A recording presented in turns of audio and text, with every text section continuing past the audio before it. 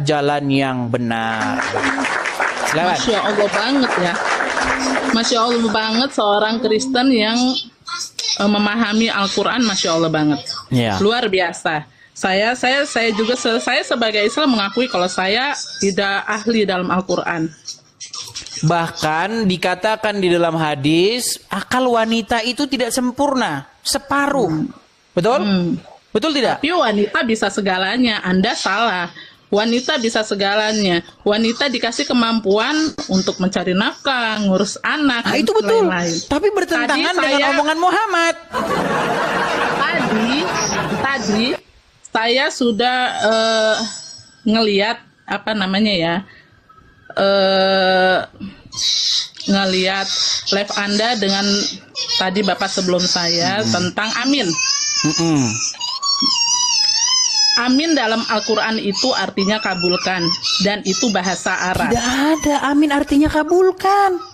Anda boleh lihat, Oke, di Quran amin surat itu berapa, artinya apa. ayat berapa yang artinya amin itu kabulkan? Kalau ada, Tidak. saya terjun dari Monas. Tidak ada di dalam Al-Quran itu bahasa Arab.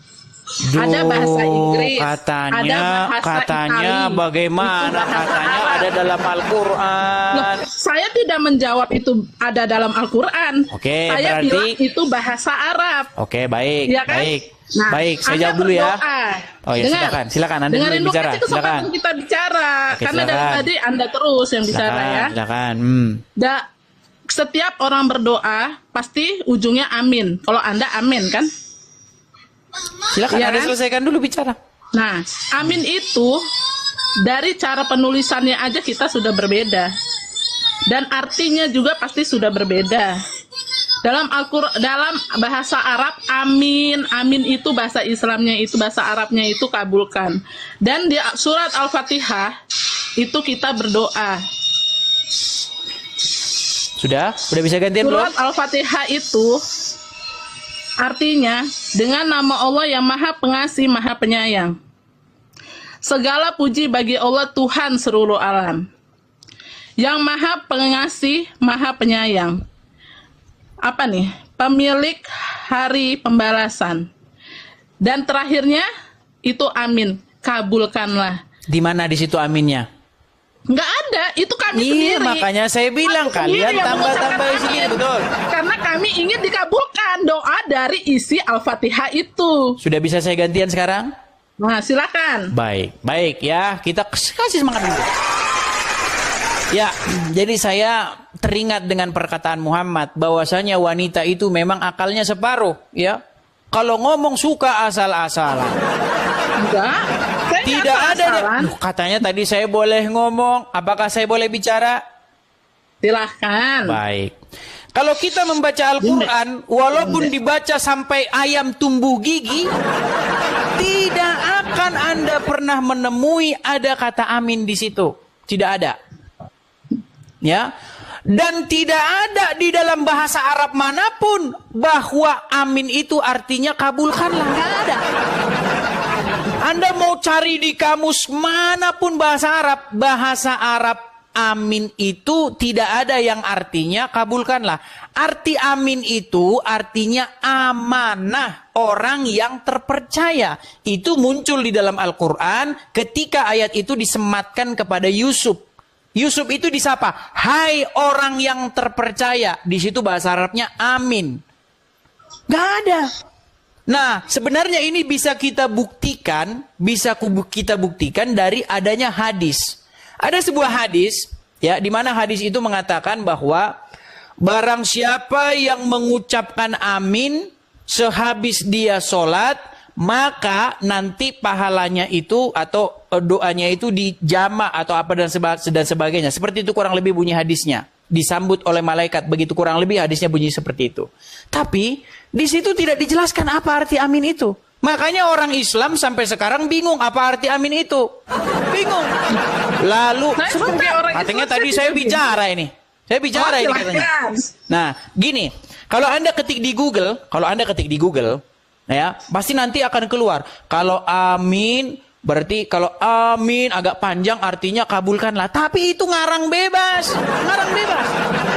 Nggak ada di satu rujukan pun arti amin itu adalah kabulkanlah.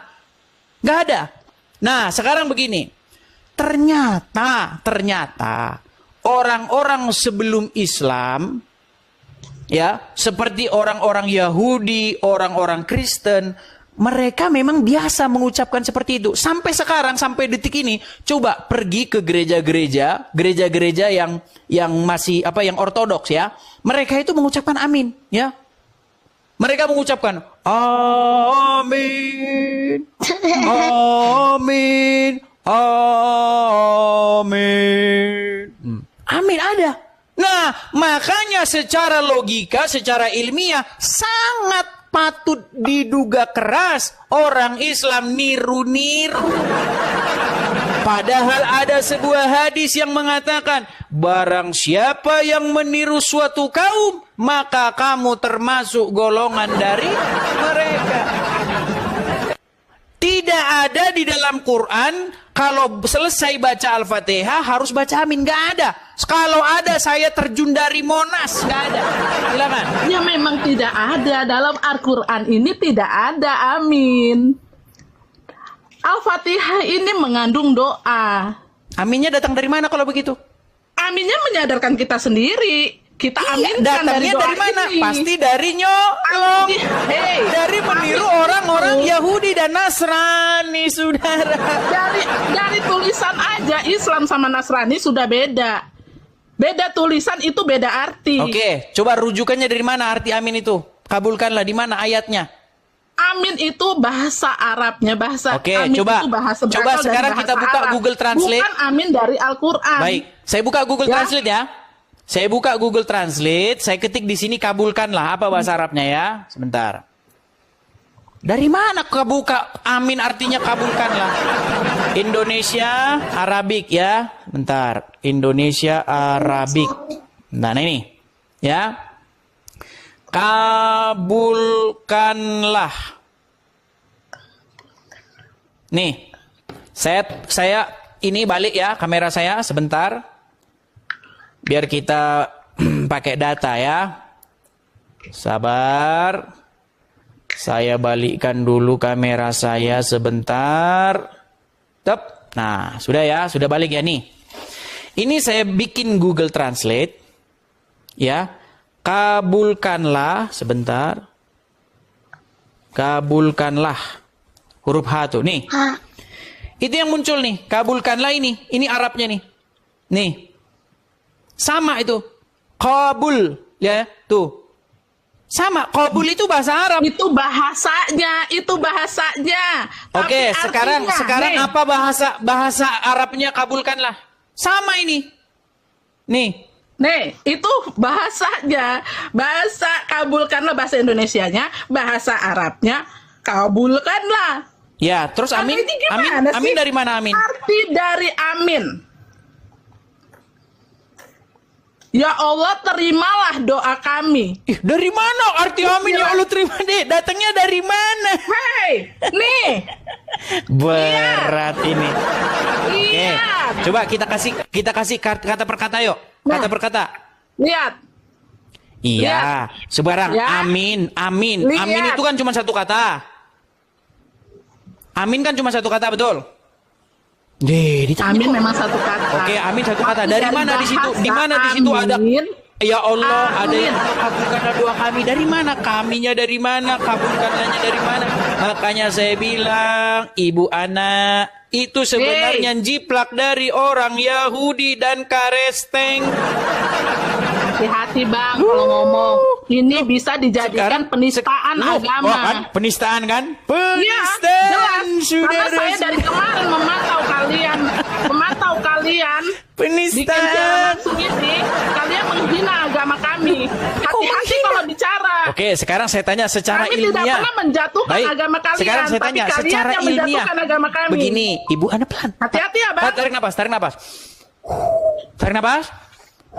Tarik napas ya. Anda Ya, oke. seenaknya menghina agama kami. Sekarang saya tanya, Itu betul nggak soal- orang Kristen? dengar. Sebentar, ibu Itu anak. soal Oke, silakan anda kepercayaan. bicara dulu. Silakan anda bicara dulu. Yuk, Itu silakan anda soal bicara dulu. kepercayaan buat kami. Agama ini kitab kami. Agama Al-Quran ini kitab kami. Anda punya kitab sendiri yang Anda percayai. Jadi jangan sekali-sekali menjatuhkan agama kami, Bang. Apalagi kitab kami. Sudah? Ngerti Anda? Sudah? Jangan sok tahu. Sudah belum? Sudah? Udah. Oke, baik. Sekarang saya tanya dulu sama Anda. Betul sebuah fakta dan kenyataan bahwa orang-orang Kristen sampai hari ini mereka mengucapkan amin, amin seperti itu. Betul atau tidak? Saya tahu. Amin. Oke, yang mereka, oke, yang mereka baik, omongin. baik, Saya baik. tahu. Baik. Sekarang masalahnya begini. Di dalam fakta sejarah ternyata perkataan amin ya yang merupakan penutup sebuah entah itu doa, entah itu pernyataan berkat, entah itu pernyataan imam dan lain sebagainya, itu sudah diucapkan. Lalu datang nih agama dari Arab Saudi. Iya kan? Agama dari orang-orang Quraisy. Orang-orang Quraisy penyembah berhala. Datang mereka bilang-bilang amin juga. Ternyata di Quran kagak ada. Saya sudah baca nih Al-Fatihah ini. Ya memang. Ya, nggak ada di sini kata amin setelah Bismillahirrahmanirrahim. Alhamdulillahirabbil alamin. Arrahmanirrahim. Maliki yaumiddin. Iyyaka na'budu wa iyyaka nasta'in. Ihdinas siratal mustaqim. Siratal ladzina an'amta 'alaihim ghairil maghdubi 'alaihim waladdallin. Nggak ada di situ. Selesai. Waladdallin nggak ada aminnya. Datang dari mana itu aminnya? Coba. Emang saya bilang di Al-Quran ada amin. Iya, karena Dari tidak awal ada. saya nggak Kenapa bilang kalian di Al-Quran ada tambah-tambah? amin. Saya kan nggak bilang di Al-Quran ada amin, Bang. Betul, makanya saya bilang kenapa kalian tambah-tambahi aminnya?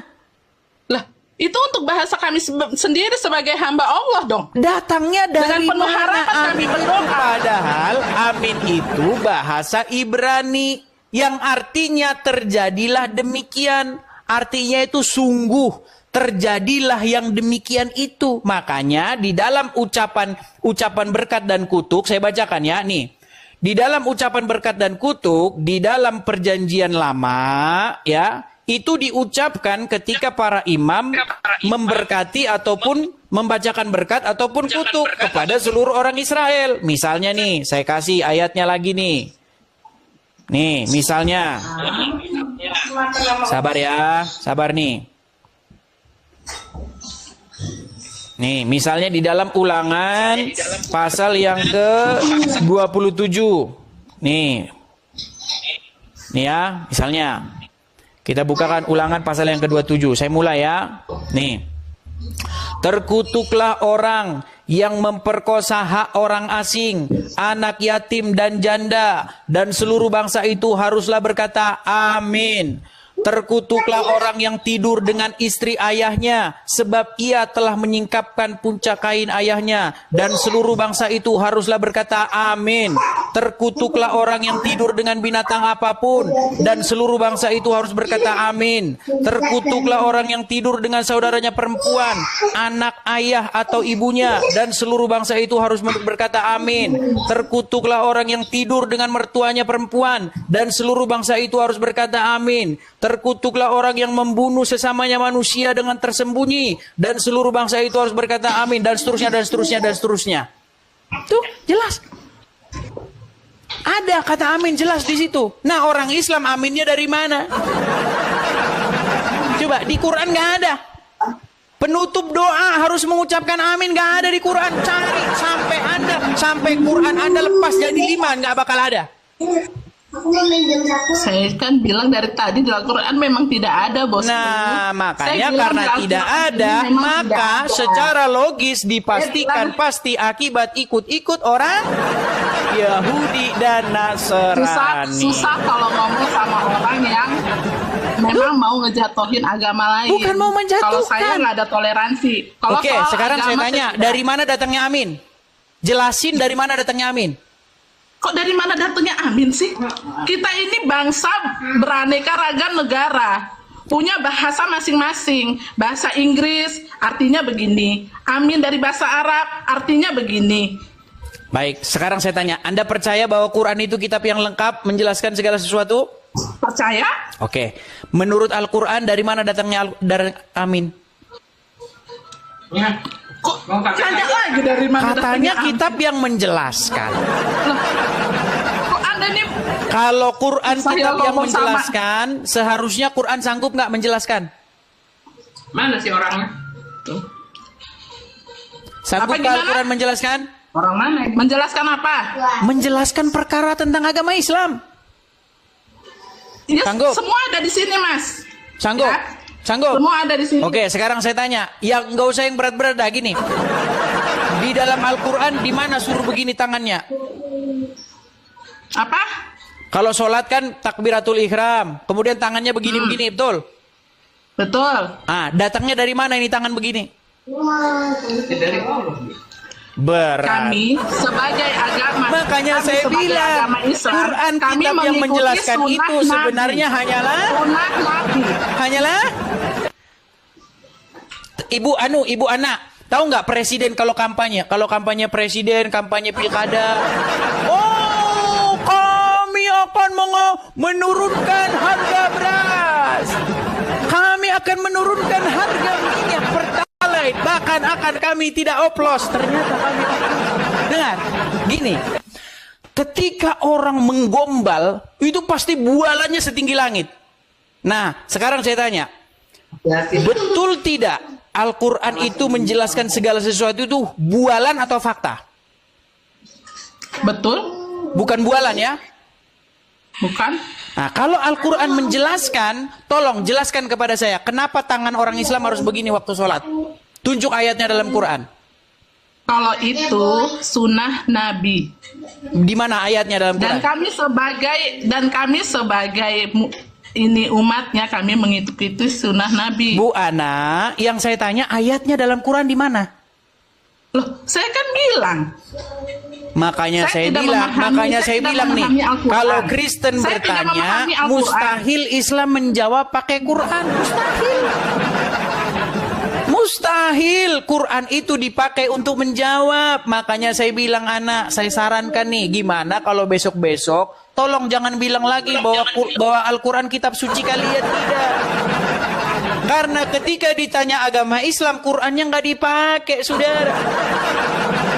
Apapun pertanyaan saya seputar agama Islam, mustahil Quran kalian pakai untuk menjelaskan. Coba sekarang saya tanya, yang lain lagi lah, yang paling dasar sekali saya tanya, paling dasar dalam agama Islam.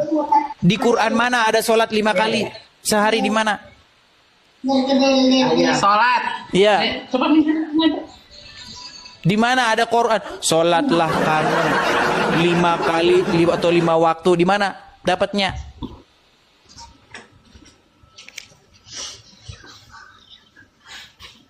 Jangan dong dihapus. Meninggal dunia. Enggak. Tunggu. Oke, silakan. Tunggu. Nggak apa-apa, Belum kita apa-apa, tunggu dia, kita tunggu. Ya, sambil menunggu sekali lagi teman-teman ya. Follow, jangan lupa cari akun saya yang asli teman-teman. Bagi teman-teman yang menonton mungkin dari platform lain, silakan teman-teman, mari kita gabung di akun asli saya ya teman-teman ya. Cari saja akun asli saya. Teman-teman, ini sudah 8.100 orang, 100 pasang mata memandang ya, 8.100 orang. Kita masih menunggu nih ya. Al-Quran katanya kitab yang menjelaskan segala sesuatu ya. Al-Quran katanya kitab yang lengkap, tapi sayang ternyata hanya di bibir saja, sudah. Belum kena ini mah, belum kena. Engkau boleh bilang lengkap, engkau boleh bilang menjelaskan, tapi apa artinya itu kalau tidak engkau gunakan? Hehehe. Ayo silakan. Di Quran mana Oh, nggak bisa sih. bahwasanya sholat itu 5 kali sehari? Silakan. Kalau ada saya terjun dari Monas, silakan. Meninggal dunia. Surat Hud ayat 114. Oke, saya bukakan ya. Saya bukakan. Kalau ada saya terjun dari Monas, saudara-saudara. Surat Hud. Ayat yang keberapa? Jangan di situ. Ayat berapa tadi? 114. 114. Kita Baca ya. Hud 114. Pasti nggak nyambung. Pasti nggak nyambung. Oke, saya bacakan ya. Dan dirikanlah sembayang itu pada kedua tepi siang. Pada bagian permulaan daripada malam. Sesungguhnya perbuatan-perbuatan yang baik itu menghapuskan perbuatan-perbuatan yang buruk. Itulah peringatan bagi orang-orang yang ingat. Ini 3 kali di sini.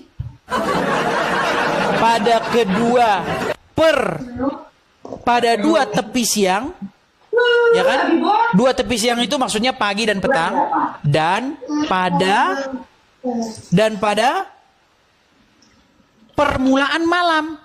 3 kali ini sudah. Lalu dari mana datangnya 5 kali sudah? Berat ini saudara-saudara. Bahkan Al-Quran tiada sanggup menjelaskan, Bu Ana, betul? Al-Quran betul tiada sanggup menjelaskan bahwasanya Quran sholat 5 kali? Mau saya kasih tahu nggak? Ada. Oh, mana ayatnya mana? Kita tunggu nih ayatnya. Al-Quran kan banyak. Oke, kita tunggu. Kita kasih dia semangat. Ya, kita tunggu. Ya teman-teman, sambil menunggu ya biar kita nggak kosong melompong. Teman-teman, sekali lagi teman-teman ya, kita ada rencana pendirian rumah apologet, teman-teman. Bagi teman-teman yang tergerak hati untuk mensupport pendirian rumah apologet, terutama kepada saudara-saudara Kristen yang mampu, yang berkecukupan, teman-teman bisa mampir ke profil saya, klik di situ ada link untuk kolekte ya. Ada kolekte, terus tanda panah ke bawah, klik aja link itu link YouTube saya. Siaran ini itu kita siarkan juga di situ, kita masukkan di situ teman-teman. Jadi bisa lihat di profilnya itu teman-teman ya, link untuk mensupport. Di situ ada bank, ada nomor rekening dan juga ada Zelle-nya di situ teman-teman. Silakan teman-teman support di situ. Bagi teman-teman yang bingung, yang nggak tahu itu apa, link itu apa, bang, Zelle itu apa, segala macam, teman-teman bisa sini. Ya, langsung support di situ. Silakan teman-teman screenshot saja, tangkap layarnya ya. Kolekte untuk rumah apologet saya taruh di layar. Silakan teman-teman tangkap layarnya. Bagi teman-teman yang punya berkat berlebih bisa berpartisipasi dalam pendirian rumah apologet di situ teman-teman ya. Silakan tangkap layarnya teman-teman. Iya, jangan lama-lama Bu Ana. Sebentar lagi lebaran ini. Silakan.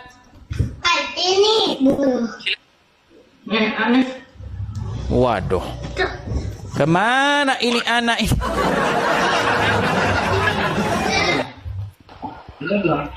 Pusing dah, pusing. Sudah berapa tahun jadi orang Islam tidak tahu fakta dan kenyataannya bahwa itu tidak ada. Sudah? Mau saya bantu? Mau saya bantu? Menghina Islam banget.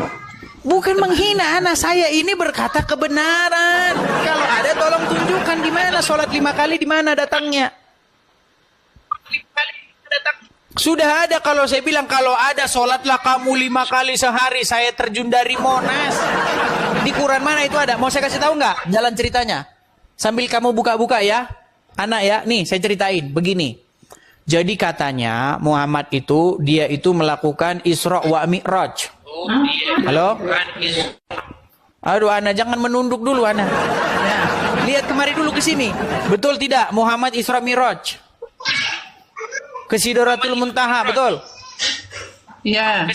Nah, ketika dia sampai kepada Sidratul Muntaha, dikatakan di situ katanya Muhammad bertemu dengan Allah.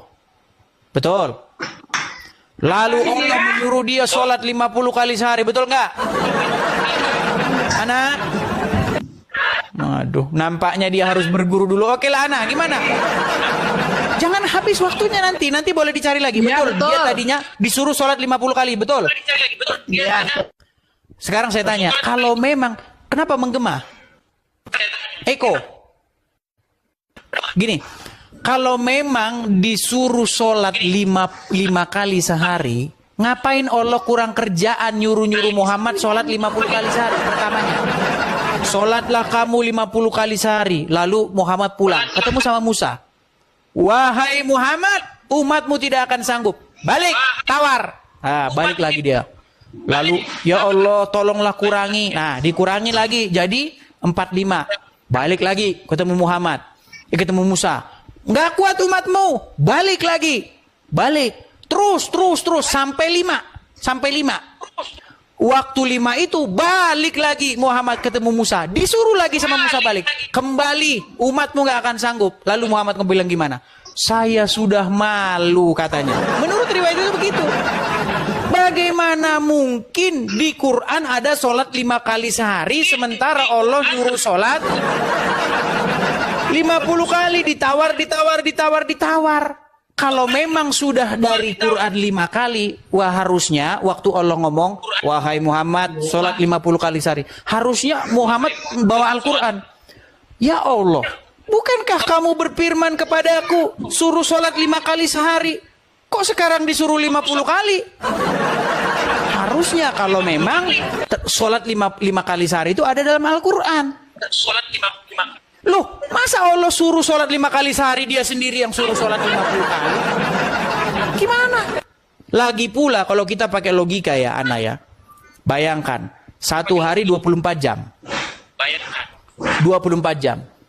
Kalau disuruh sholat 50 kali sehari, maka dalam 1 jam 2 kali Anda perlu sholat.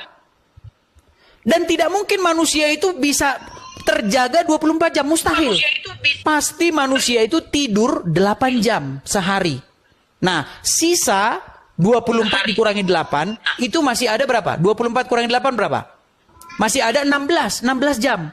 16 jam dibagi 24 jam, berarti 1 jam itu berapa kali Anda sholat? Kalau saya sholat, balik lagi kamar mandi lagi, habis itu balik. Habis itu ini lagi, baru ngambil air wudhu, baru mau ini ngasih makan anak, suruh sholat lagi. Makanya saya bilang, waktu Allah nyuruh manusia sholat 50 kali sehari, dia mikir atau tidak? 50 kali. Atau dia bercanda saja coba? Kapan ayo, kapan makan? Kapan bobo? Kapan cari duit? Kapan ngurusin anak? Bagaimana ini? Makanya saya bilang, apakah cerita-cerita ini hanya dongeng-dongeng belaka? Coba jelaskan. Allah memang menyuruh kita sholat 5 waktu. Tadinya 50 kali sehari. Dan itu melewati Nabi Muhammad. Iya, tadinya 50 kali sehari. Dan itu ini Nabi Muhammad memerintahkan kepada Nabi Muhammad. Dan di hadis itu disuruh sholat 5 waktu. Oh, di hadis, pikir tadi di Quran. Jadi di hadis nggak ada?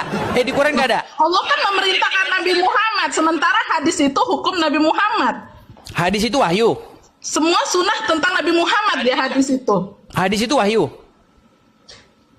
Makanya diadanya di hadis. Udah mulai delay dia, teman-teman. Enggak, hadis itu wahyu enggak? Kok gila sih? Delay. Iya. Suara saya terlambat sekitar 3 detik baru Anda terima. Delay dia, teman-teman. Oke lah, Ana, perbaiki dulu sinyalmu. Ini bener-bener ya. Perbaiki dulu sinyalmu, Ana. Aduh, berat. Aduh, saudara-saudara, padahal itu sudah 9.000, berapa orang ini? 9.300 orang, saudara-saudara. Aduh, berat. Di tengah derasnya arus perdebatan lintas agama yang sering kali bercampur aduk antara emosi dan data, seorang apologet Kristen dituntut untuk tidak hanya memahami kebenaran, tetapi juga mempertahankannya dengan logika yang tajam dan ketegasan rohani yang tidak goyah. Dunia tempat kita hidup hari ini penuh dengan suara-suara yang mencoba mengaburkan perbedaan antara kebenaran dan kebingungan, antara pewahyuan ilahi dan tradisi buatan manusia. Dari perdebatan yang panjang dan intens yang baru saja kita amati, kita dapat menarik pelajaran berharga yang mempertegas kembali betapa teguhnya iman Kristen jika dibandingkan dengan sistem-sistem keagamaan lain yang fondasinya seringkali terguncang ketika diuji secara logis dan teologis. 1. Kebenaran ilahi berdiri tanpa butuh rekayasa, sedangkan tradisi buatan bergantung pada tambahan-tambahan manusia. Salah satu fakta paling gamblang yang terungkap dalam diskusi tersebut adalah bahwa di luar iman Kristen, seringkali terlihat kebutuhan untuk mengisi kekosongan doktrinal dengan tradisi-tradisi tambahan. Ketika dasar teks suci tidak secara langsung mendukung praktik yang dijalankan umat, maka pembenaran harus dicari melalui sumber-sumber lain, entah itu hadis, tafsir, atau tradisi lisan. Ini mengindikasikan ketidakcukupan wahyu itu sendiri untuk menopang kepercayaan yang dianut. Sebaliknya, iman Kristen tidak berdiri di atas penafsiran manusia yang berubah-ubah, melainkan di atas pewahyuan ilahi yang utuh dan memadai. Kristus sendiri menyatakan, langit dan bumi akan berlalu, tetapi perkataanku tidak akan berlalu. Kebenaran yang dinyatakan dalam Alkitab bersifat final dan lengkap, tidak memerlukan tambahan tradisi, penafsiran baru, atau pembenaran buatan untuk tetap relevan. Dari hal sederhana seperti pengucapan "Amin", yang dalam kekristenan berakar jelas dalam konteks perjanjian Allah dengan umatnya sejak perjanjian lama, kita melihat bahwa kekristenan tidak mengadopsi atau menjiplak praktik dari luar, melainkan meneruskan kebenaran yang telah